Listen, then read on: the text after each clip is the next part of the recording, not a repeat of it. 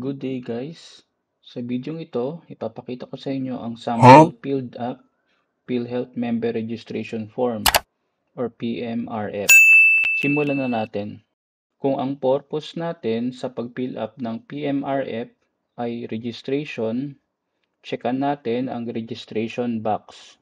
Iwan natin na blanco ang PIN.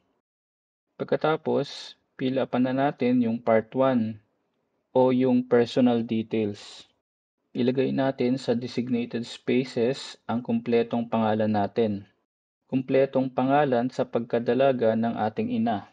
Kung tayo ay single, lagyan lang natin ng NA yung designated space for spouse.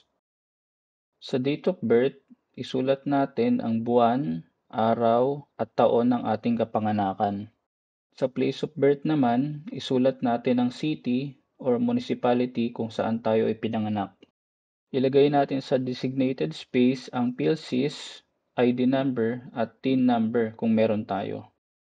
Checkan lang natin ang box para sa ating gender, civil status at citizenship. Sa part 2 naman, isulat lang natin sa space ang permanent address at kung parehas ito sa mailing address, checkan lang natin ang same as above box. Tapos sa contact details, isulat lang natin ang ating home phone number kung meron. Pag wala, lagyan lang natin ng NA. Isulat lang natin ang ating mobile number kasi required ito. NA sa business, direct line kung wala. At isulat rin natin ang ating email address dahil required ito kung OFW ka. Sa part 3, Declaration of Dependents, kung single ka, pwede mo ilagay na dependents ang iyong mga magulang na 60-year-old and above.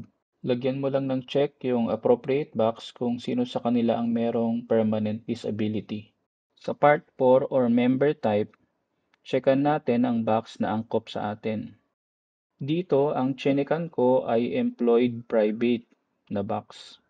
Kung mag-a-apply tayo ng PhilHealth number as employed, lagyan lang natin ng NA yung space for profession. Dahil mag-a-apply pa lang tayo ng PhilHealth number, iwan nating bakante yung part 5 or updating/amendment. Sa member signature over printed name, isulat natin ang buong pangalan natin. At sa taas nito, ilagay natin ang ating pirma. Sa date naman, isulat natin kung kailan natin ito pinirmahan. Mababasa din po natin sa likod ng PhilHealth PMRF form ang mga instructions kung paano natin ito pipil upan. So ayun guys, sa pagkakaintindi ko, ganito mag-fill up ng PhilHealth PMRF form. Salamat po sa panonood nitong video.